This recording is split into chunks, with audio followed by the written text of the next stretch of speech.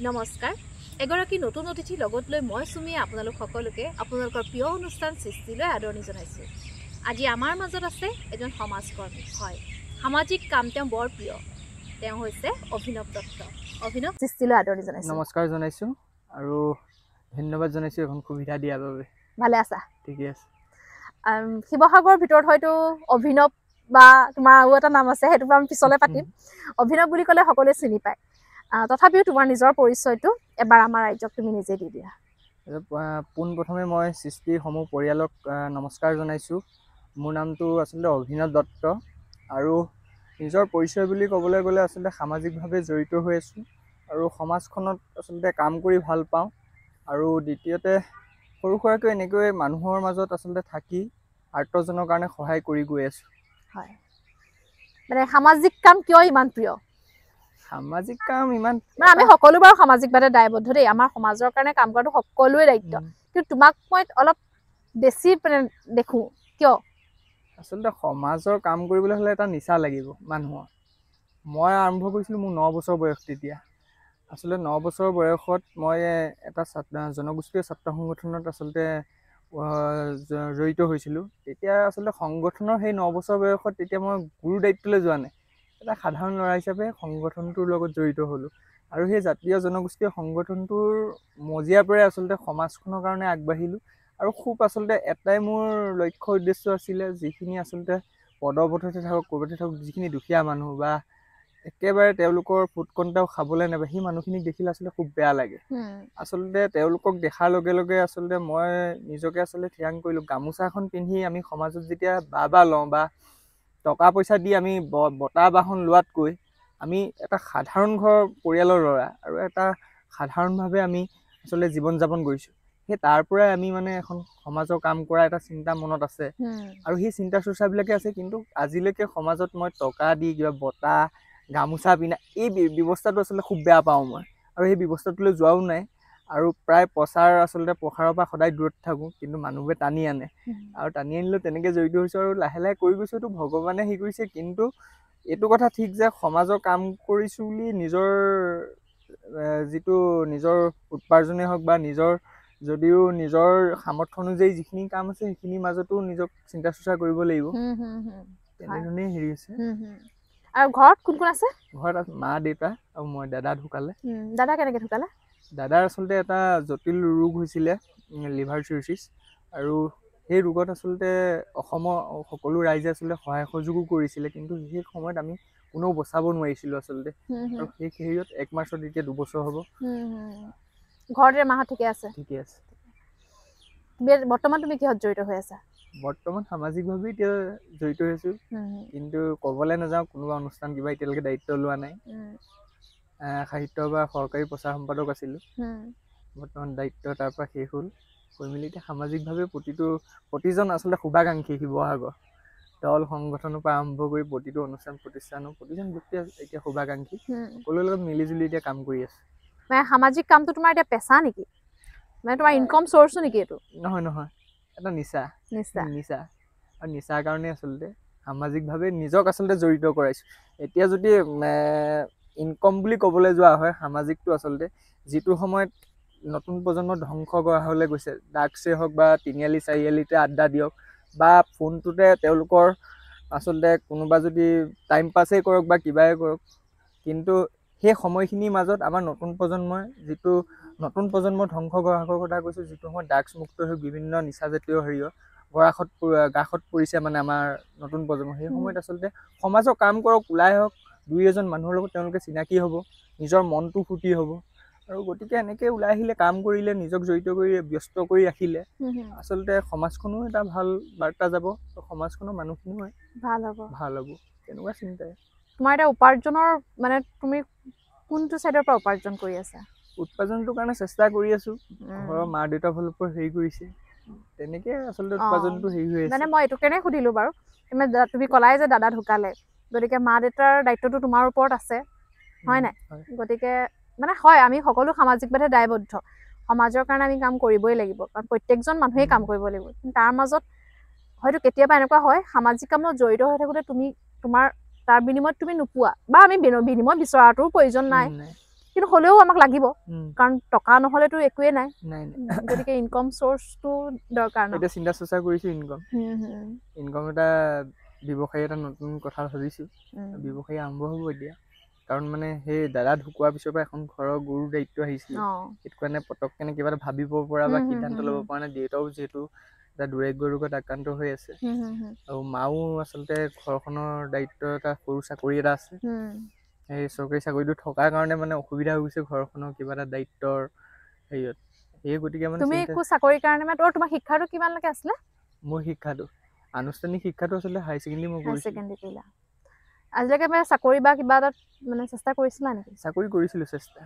এবাৰ চাকৰি পোৱা চাকৰিটো আচলতে গুচি গৈছিলেগে 2019 চনত তাৰপিছতো এবাৰ কৰিছিলোঁ সেই সময়তে দাদাৰ সেইদিনাখনেই ঢুকাইছে মই জইনিং কৰিবগৈ নোৱাৰিলোঁ সেইটো এটা চাকৰি হেৰি এটা আছিলে সুবিধা আৰু সেইটো আচলতে কপালত নাছিলে সেইদিনাখন দাদাও 1 মাৰ্চৰ দিনা দাদাৰো আচলতে UNCৰ হেৰি আহিছে জইনিং লেটাৰখন দাদা আছিলে মানে আমাৰ UNC মানে ফাৰ্মাচিষ্ট হেৰি আছিলে আৰু সিও তাত মানে হেৰি কৰিছিলে ইণ্টাৰভিউ মাৰিছিলে আৰু সেই ঢুকুৱাৰ দিনাখনেই তাৰ জইনিং হেৰি আহিছে আৰু মোলৈও সেনেকে মানে দুইটা হেৰিতে মানে এটা ভাল দিন এটা বেয়া দিন আহিল একেটা দিনতে মানে এটা ভাল হ'ল এটা ফালে সেইফালৰ পৰা মই ডেড বডি লৈ আহিছোঁ দুইখন কাগজ মানে ফোনটো দুইফালৰ পৰা আহিছে কিন্তু মুখাগ্ৰি কৰাৰ কাৰণে সেইটো সময়ত নিজে এটা বন্ধকতাত থকাৰ কাৰণে হয় উপায় নাই আৰু দিয়া এফালে কিবা এটা হ'লো হ'ব কেতিয়া ভাল হ'ব কাৰণ ইমান সমাজৰ কাৰণে তাৰপিছত আকৌ সকামৰ আমাৰ যেতিয়া দাদাৰ সকামৰ পিছত সেই মোৰ লেটাৰখন আহি পিনি ঘৰত পৰি দিলেহি দিয়াৰ পিছত মোক ৰিকুৱেষ্ট কৰিছিলে কিন্তু বিশেষ কাৰণবশতঃ মানে সেইটোত হেৰি কৰা নহ'ল হয় বিভিন্ন ক্ষেত্ৰত তোমাক সামাজিক কামত জড়িত হৈ থকা দেখিয়ে থাকোঁ ছ'চিয়েল মিডিয়াতো তুমি বহুত এক্টিভ দিয়ে থাকা তুমি কেতিয়াবা ভাবা নি যে কেতিয়াবা তুমি ব্যৱহাৰ হৈছা বুলি কাৰোবাৰ স্বাৰ্থৰ কাৰণে সেইটো ভাবিলেও কিন্তু মই নিশ্চুপ হৈ থাকোঁ মানুহক চাই থাকোঁ আচলতে ব্যৱহাৰ আচলতে মানুহে এটা সহজ মানুহ বা আজিৰ তাৰিখত মানুহ চিনি পোৱাটো আচলতে বহুত টান আৰু এটা কঠিন কাম আৰু দ্বিতীয়তে মানুহ পাইছোঁ সমাজখনত আজি মই সমাজ জীৱনৰ লগত 9 বছৰ বয়সৰ পৰা আজি কমচে কম 17 বছৰ সামাজিকভাৱেই নহয় প্ৰতিটো ক্ষেত্ৰতে মানুহ বিভিন্নজন পক্ষ মানুহ পাইছোঁ গতিকে প্ৰত্যেকজন মানুহে ব্যৱহাৰ কৰিব পাৰে কিন্তু ভগৱানে সেই ব্যৱহাৰ কৰা মানুহখিনি আচলতে সময় সেই যিটো তেওঁলোকৰ মানে তেওঁলোকক যিটো ভগৱানে দিব লাগে সেইটো দিছে আৰু দ্বিতীয়তে মানে মই নিজে গম পাওঁ যে এই মানুহজনে মোক কৰিছোঁ অনুভৱটো কিন্তু মই তেওঁলোকক দেখুৱাই দিয়া নাই যে মোক আপুনি যে ব্যৱহাৰ কৰি আছে কিন্তু মই সহযোগ কৰি দিছোঁ সেইটো কামত বা মানুহজনে যদি মোক লৈ গৈ পিনি এইটো কামত ব্যৱহাৰ কৰিছে সেই মানুহজনকো মই সহযোগে কৰিছোঁ কাৰণ মই দেখুৱাই দিছোঁ মই মানুহজনে ভাবিছে চাগে ইয়াক মই ব্যৱহাৰ কৰিছে বা কিন্তু মই মানুহজনক মই দেখুৱাই দিয়া নাই মই শত্ৰু মিত্ৰ সকলোৰে লগত মানে সমানভাৱে চলিবলৈ চেষ্টা কৰিছোঁ আৰু দ্বিতীয়তে মানে মইতোতো আজি ডাঙৰ কিবা এটা নহয় গতিকে মানে সকলো শ্ৰেণীৰ তস্তৰ মানুহৰ লগতে যেতিয়া আমি জড়িত গতিকে ব্যৱহাৰ অহংকাৰ লোভ মোহৰ আজি কৰিছে কাইলৈ নাই গতিকে ব্যৱহাৰটো চবকে কৰিবলৈ দিছোঁ কৰিছে কিন্তু সজাটোতো তেওঁলোকক বেক চাইডৰ পৰা দি গৈছে তুমিতো গম পাইছা ন সেইটো মই গম পাওঁ আৰু মই সেই অনুভৱটো মানুহজনৰ আগত ব্যক্ত নকৰোঁ আকৌ পিছফালৰ পৰা আচলতে সেই অনুভৱখিনি মানুহজনে পাই থাকে আমাৰ ভিডিঅ' চাই যদি সেইসকলে দেখে তেতিয়াহ'লে গম পাব যে অভিনৱে কথাটো গম পায় মানে অনুভৱ কৰিছে ন সেইটো গম পাব আৰু সেই ব্যৱহাৰটো আচলতে এতিয়া কিছুমানে হয়তো যোগাযোগৰ পৰা আঁতৰাই দিছে বা কিছুমান মানুহ সম্পূৰ্ণ আঁতৰি গৈছে বা তেওঁলোকে গম পাইছে যে আৰু অভিনৱক ব্যৱহাৰ কৰিব নোৱাৰোঁ বা অভিনৱক ব্যৱহাৰ কৰি আমিনো কিনো পাম কিন্তু আজি কোনো মানুহ কিন্তু এতিয়ালৈকে বহুত মানুহ আঁতৰি গৈছে কিন্তু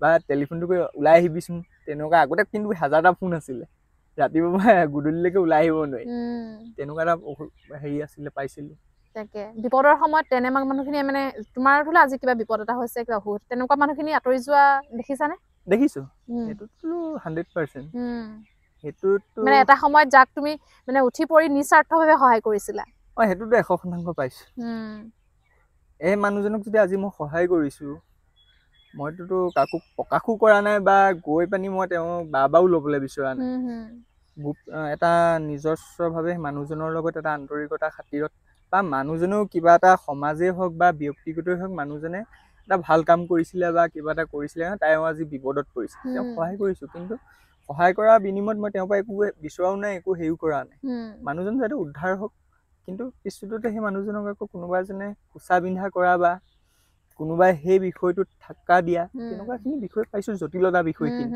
আৰু সেইটোকে আঁতৰি যোৱা মানুহ দেখিছোঁ আৰু উল্টাকে লগোৱা বা উল্টাকে বুজাই দিয়া কথা তেনেকুৱাখিনি পাইছোঁ তুমি ভাবা নি বাৰু তোমাৰ সৰলতাটো মানুহে দুৰ্বলতা বুলি ভাবে বুলি সেইটোতো 100% ভাবোঁ সৰলতাক মানুহে সুবিধা লয় সুযোগ লয় আৰু সেই সৰলতাকে দুৰ্বলতা বুলি লৈ পিনি মোকো ব্যৱহাৰ কৰিবলৈ চেষ্টা কৰে তেনেকুৱা ধৰণে তাকে মই মানে তোমাক মই দেখি আহিছোঁ ন সৰুৰ পৰাই দেখিছোঁ তোমাক মানে তুমি কিমান সহজ খৰ সেইটো মই আমি জানোৱেই চিনাকি মানুহখিনিয়ে গম পায় মোৰ এনেকুৱা লাগে যে তোমাৰ সৰলতাখিনিয়ে মানুহৰ দুৰ্বলতা বুলি সুযোগ এটা লয় আৰু কেতিয়াবা সেইটো কাৰণে তুমি ব্যৱহাৰ মানে আহিলা হৈ পৰে ন কেতিয়াবা সমালোচনা হৈছে নে সমালোচনাটো হৈছে থকা কৰি দিয়ে সমালোচনা সামাজিক মাধ্যমেই হওক সেয়ে হওক মই কেতিয়াও বঁটা বিচৰা নাছিলোঁ ৰাজ্যিক এটা বঁটা দিছিলে দেবেন দত্ত হেৰিয়ত নগাঁৱত শিল্পী কানুন আকস্মিকভাৱে দিলে সেইটোতো থকা কৰি দিছে সেইটো বিষয়ে কোৱাচোন সেইটো ফেচবুকত এতিয়া তোমাক কিহৰ ওপৰত দিছিলে বঁটাটো সেইটো আচলতে দেবেন দত্ত আছিলে আমাৰ নাজিৰাত তেওঁ কটন কলেজৰ হেৰি আছিলে আৰু তেওঁ এজন সমাজকৰ্মী আছিলে আৰু দেবেন দত্ত ছাৰৰ সোঁৱৰণিত আচলতে অসম শিল্পী কানুনে এটা মোকো সমাজৰ কাম কৰাৰ কাৰণে স্বীকৃতি দিছিলে তেওঁলোকৰ কেন্দ্ৰীয় ৰাসত অনুষ্ঠানটোৱে আৰু সেই বঁটাটো দিয়াৰ কাৰণে আচলতে প্ৰথম আছিলে জীৱনৰ সেইটো সন্মান আৰু মই কেতিয়াও বঁটা বাহন বিচাৰি বা কিবা খুজিবলৈও যোৱা নাই গতিকে মানে সেইটো যেতিয়া আগবঢ়াইছিলে মই গ্ৰহণ কৰিছিলোঁ মই প্ৰথমতে তেওঁলোকক কৈছিলোঁ মই এইটো গ্ৰহণ নকৰোঁ তাৰ পৰা তেওঁলোকে 3 দিন মোৰ লগত লাগিছে পিছত মই তেওঁলোকক সহমত দিলোঁ আৰু দিয়াৰ পিছত যেতিয়া পাব্লিচিটি হৈ গ'ল সেই পাব্লিচিটি দিয়াৰ পিছতে এটা পৰা সামাজিক মাধ্যমত বনজুইৰ দৰে মেছেজ এটা আহিবলৈ ল'লে বিভিন্ন পক্ষৰ পৰা টেলিফোনো আহিছে আৰু সেই জুইকুৰাৰ পৰা আজি পৰ্যন্ত সেই বস্তুটো মানে বিতৰ্কটো বা সমালোচনা হৈয়ে আহিছে আৰু সেইটো মই দেখিছিলোঁ মানে সেইখিনি কেনেকৈ লৈছিলা সমালোচনাখিনি নিজৰ মাজতে আশীৰ্বাদ বুলি ল'লোঁ আৰু সকলোখিনি ভগৱানক এৰি দিছিলোঁ আৰু মই কাকো ক'বলৈও যোৱা নাই যে মই সমালোচনা মোক কৰিছে কিয় বা মোক সমালোচনা কৰি কি পাব বা মই আপোনালোকৰ ওচৰত ভুল কি কৰিছিলোঁ বা আপোনালোকে মোক সেইটো দেখুৱাই দিয়ক বোলে অভিনৱ এইটো ভুল হৈছে তুমি এইটো পথত যোৱা বোলে এইটো কাম কৰা তেনেকুৱা পৰামৰ্শ দিয়া মানুহ নোলাইছিলে কিন্তু সেইটো সময়ত বা তুমি এই বঁটাটো লোৱাটো তোমাৰ কাৰণে গ্ৰহণযোগ্য নহয় তেনেকুৱা ধৰণৰ পৰামৰ্শ পোৱা নাছিলোঁ সকলো ফালৰ পৰা আচলতে বিতৰ্ক সকলো ফালৰ পৰা সেইখিনি কথা বতৰাই আহি আছিলে কিন্তু সেই বিতৰ্কৰ মাজতো চেলেঞ্জ কৰিছিলোঁ চেলেঞ্জ কৰি সেই বঁটা সন্মান গ্ৰহণ কৰিও আৰু কাৰণ তুমি উপজাচি গৈতো বঁটাটো বিচৰা নাই তোমাক কোনোবাই সন্মান দিব বিচাৰিছে যিমান আচলতে বিতৰ্ক সমালোচনা আৰু যিমান আহক কিন্তু নিজক গতিটো ঠিক থাকিলে নিজৰ ভৰিখনৰ ওপৰত ভৰিটো থিয় কৰি ৰাখিলে নিজে আগুৱাই যাব পাৰিব এখন কাণে শুনিব লাগে এখন কাণে উলিয়াব লাগে তেনেকুৱাই হৈছে সময়খিনি সদ্ব্যৱহাৰ হৈছে নে তোমাৰ এনে ভাবানে জীৱনৰ এতিয়া সময়খিনিতো সদ্ব্যৱহাৰ সময় বুলি ক'লে আচলতে সদ্ব্যৱহাৰটো এতিয়া আগৰখিনি ভুল কৰিছিলোঁ এতিয়া খালি চেষ্টা কৰিছোঁ মানে এতিয়া বয়সটো ৰৈ নাথাকে মোৰ এতিয়া 28 হ'ল আৰু এই 28 ইয়াৰ্ছত এটা নিজৰ ভবা চিন্তা শক্তি আহিলে এতিয়া লাহে লাহে মানে নিজৰ কাৰণে এটা কৰা কথা নিজৰ উপাৰ্জনৰ আহিলা এটা কথা চিন্তা কৰিছোঁ মানে ইমান সহজ হৈ থাকিও হয়তো চাগে নহ'ব মানে সহজ সৰলতাইতো কাৰণ সমালোচনাৰ সন্মুখীন হ'ব লগা হয় ন বাকী জীৱনটোক কি বুলি ভাবা তুমি বৰ ধুনীয়া ধুনীয়া কবিতাও লিখা দেখো ফেচবুকততো আৰু অভিনৱৰ মানে ডেইলি এটা কবিতা দেখোৱে তোমাৰ মুখে মুখে জীৱনৰ অৰ্থটো বৰ ধুনীয়া পাম বুলি ভাবিছোঁ সেইটো কাৰণেহে আচলতে প্ৰস্তুত হৈছোঁ জীৱনৰ অৰ্থটো কি বুলি ভাবা জীৱনৰ অৰ্থ বুলি বিশেষ বেলেগ একো নাই কিন্তু জীৱনটো নিজৰ লগত আচলতে কিছুমান মনৰ কথা থাকেতো আৰু নিজৰ মাজতে কেতিয়াবা উদযাপন কৰাটো চেষ্টা কৰোঁ আচ্ছা প্ৰেম আছে নাই প্ৰেমৰ সংজ্ঞাটোতো আজিলৈকে ক'ব লাগে প্ৰেমৰ সংজ্ঞাটো নাই কিন্তু নাই যদিও কিন্তু ভাল পোৱা আছিলে না প্ৰেমৰ সংজ্ঞা বিচৰা মই তোমাক মানে ভাল পোৱা আছে নাই সুধিছোঁ প্ৰেম আছে নাই ভাল পোৱাটো বুলি ক'বলৈ গ'লে কিন্তু ভাল পোৱাটো আজিলৈকে সিমান তেনেকুৱাকে পৰা নাই। এগৰাকী ছোৱালী পৰিছিলে, সেই তেতিয়াবা কিন্তু ভৱিষ্যতৰ কাৰণে এৰি দিলোঁ। বৰ বেয়াকে ধকা খালানি? থকা বুলি নহয়, সেইগৰাকী আছিলে টেট টিচাৰ। অ নামটো নকওঁ, ৰাজকে ক'লে এইটো দিগদাৰ হৈছে। নালাগে, নাম ক'ব নালাগে, কাৰণ তেওঁ ফিউচাৰৰ কথা আছে। গুৱাহাটীত আছিলে, শিৱসাগৰতে চাকৰি কৰিছিলে। তেনে ক্ষেত্ৰত মানে আকস্মিকভাৱে এটা বিশেষ হেৰিয়ৰ পৰা আহিছিলে সম্পৰ্কটো। আৰু দ্বিতীয়তে মানে এনেকুৱা এটা পৰ্যায়টোলৈ গৈছিলে, এটা ভাল ৰিলেশ্যন আছিলে। আৰু সেইদিনাখন আচলতে ময়ো গুৱাহাটী যাবলগীয়া হৈছিলে। মাজনিশা 3মান বজাত ফোন মাৰি আছিলে মোৰ মানে আকস্মিকভাৱে যাবলগীয়া হ'ল, ফোনত কৈও যাবলগীয়া নহ'ল যে মই গুৱাহাটী যাম, কিবা এটা অনুষ্ঠান আছে, কিবা এটা। আৰু এজন দাদা গৈছিলে। ঠিক 3টামান বজাত মানে গাড়ীত গৈ আছোঁ যে শুই দিলোঁ, চাইলেণ্ট কৰি দিলোঁ, ফোন গম নাপাওঁ। কাজিৰঙাত মানে তেওঁ ফোন আহিলে, তেওঁ তেতিয়া কাজিৰঙাত মানে ৰখাইছে। তেওঁ গাড়ীখনৰ লাইটটো মানে লগাই পিনি তেওঁ মই বোলে শুই লওঁ, ফোন এটা আহিছিলে মোৰ। তেতিয়া খাই পেলাই মই ফোনটো চাইছোঁ, কেইবাটাও মানে মিছ কল ওলাই আছে। তাৰপিছত হোৱাটছএপটো চাইছোঁ, মেছেজ দি আছোঁ, নাই, ৰিপ্লাই নাই হা। তাৰপিছত মই ফোন মাৰিলোঁ, ফোনটো পোৱা নাই। তাৰপৰা গ'ল কথা, ৰাতিপুৱা সময়ত আকৌ সেইফালৰ পৰা লগৰ এজনীয়ে ফোন মাৰিছে। তুমি কৈ, মই বোলো গুৱাহাটীত আছোঁ মই। তাৰপৰা কেতিয়া আহিবা? মই বোলো আমুক তাৰিখে আহিম। তোমাক হেৰিয়ে কিবা কথা এটা ক'বলৈ কৈছিল। ঠিক আছে বোলো। তাৰপৰা তাইক ফোন মাৰিছোঁ, কিন্তু ফোনটো নাপালোঁ আৰু, ৰিপ্লাইটো এইবোৰ। তাৰপৰা লগৰজনীয়ে কৈছে, নহয় বোলে, তাই কিবা ঘৰলৈ যাবলগীয়া হ'ল। তেতিয়াৰ পৰা মানে কোনো নাপালে কথা পাতিবলৈ পোৱা নাপালোঁ যোগাযোগ। কিমান বছৰ হ'ল? 1 বছৰ। 1 বছৰ হ'ল। হ'ব দিয়া, কোনোবা আছে স্পেচিয়েল ৰৈ আছে, হয় ন? আগে উপাৰ্জনটো ভালকে কৰি লোৱা, তেতিয়া। কিন্তু এটা কথা, আমাৰ কিন্তু পৰিয়াল বা ঘৰখনত ভাল পায় বা ভাল পোৱা এনেকুৱা এটা পৰিৱেশটো নাই কিন্তু। আৰু দ্বিতীয়তে আমাৰ ঘৰখনৰ পৰা সেইটো পৰিৱেশ আজিলৈকে মই নাপালোঁ। কিন্তু এতিয়া যিমানখিনি মই যি কামেই নকৰোঁ, কিন্তু প্ৰেমৰ বস্তুটো আচলতে নাহেই মনলৈ। আৰু ভাল পোৱানো কি, মই এটাই ভাবি লৈছোঁ যে মা-দেউতাই চাই দিব, ঘৰখন আছে, তেনেকে বুলি ভাবি লৈছোঁ। আৰু আজিলৈকে ক'তো কিন্তু তেনেকুৱা হেৰি নাই। সেইটোৱে প্ৰথম, আৰু সেয়াই শেষ নি? সেয়াই শেষ। আৰু কিন্তু হেৰি নাই, কিন্তু কোনোবাই হেৰি কৰিলে, চেষ্টা কৰিলে নহ'ব ন। আচ্ছা, তোমাক মানে মানে অভিনৱৰ বাদেও তোমাক আপেল বুলি মানে জানো। মানে আমাৰ শিৱসাগৰত আপেল বুলি জানে। আপেল কেলে দিলে নামটো? আপেলটো আচলতে আমাৰ সৰুতে পুৰা শকত আছিল, আপেলটো লিখি আছিলে। আৰু আইতাই দি থৈ গ'ল সেইটো। আইতাই আপেল বুলি শিকি থৈ গ'ল, তেতিয়াবা আপেল বুলি। কিন্তু আপেল বুলি শিৱসাগৰে নহয়,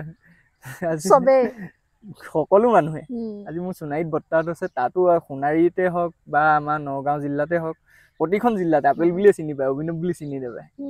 আৰু কি কাৰণে নাজানো, সৰু সৰু ল'ৰা-ছোৱালীখিনি আপেল তাকে অভিনৱ বুলিতো খুব কমেহে জানে ন। মই মানে তোমাক জনা নাছিলো যে অভিনৱ, মই আপেল বুলিয়ে জানিছিলো। আচলতে সেইদিনাখন আৰু এজন যিখিনি প্ৰশাসনিক মানুহ, তেওঁলোকৰ টুৰকলাত মইতো আজিলৈকে গম নাপাওঁ, টুৰকলাৰ মোৰ নাই বাৰু, মানে ছেভ কৰি থৈছে গুগলত আপেলটো। তেওঁ কৈছে, তোমাৰ নাম আপেল নেকি? আপেল ক'ত? চবেই এতিয়া এপল বুলি মাতে। মানে ফোনটো মাৰি দিলে চবৰ তাত ওলাই যায় এপলটো। আপেলৰ তামোল কিয় ইমান প্ৰিয়? হয়তো ৰাইজেও দেখিছে, এতিয়াও মানে আমি পডকাষ্ট আৰম্ভ কৰাৰ আগতে মই কৈছো যে তামোল এখন খাই দিবা, অলপ এনাৰ্জি পাবা। সি খুব মানে তামোল খাই ভাল পায়। তামোল কেলে প্ৰিয় কোৱাচোন? তামোলটো আচলতে অসমীয়া সমাজৰ এটা অংগ। প্ৰতিটো ক্ষেত্ৰতে তামোলখন লাগেই। আৰু আলহীজন গ'লেও আমি যদি ঘৰখনলৈ যাওঁ, তামোলখনেই যাচিব, চাহ একাপ নাখালো। আৰু সেই সূত্ৰে অসমীয়া সমাজৰ এটা অংগ হিচাপে তামোলখন আমি গ্ৰহণ কৰোঁ। আৰু সেই তামোলখনৰ এটা নিচা, মানে ঘৰখনত, গাঁৱৰ ঘৰবিলাকত আচলতে তামোল থাকেই। আৰু সেই গাঁৱৰ ঘৰবিলাকত তামোল থকা সূত্ৰে আমাৰো মুখত প্ৰতিটো মুহূৰ্তত তামোলখনৰ আচলতে সোৱাদটো, ভাত খাই উঠিও, চাহ একাপ খাইও তামোলখন আচলতে আমাক প্ৰয়োজন হয়। কিমান দিনটোত কেইখন যায়গে?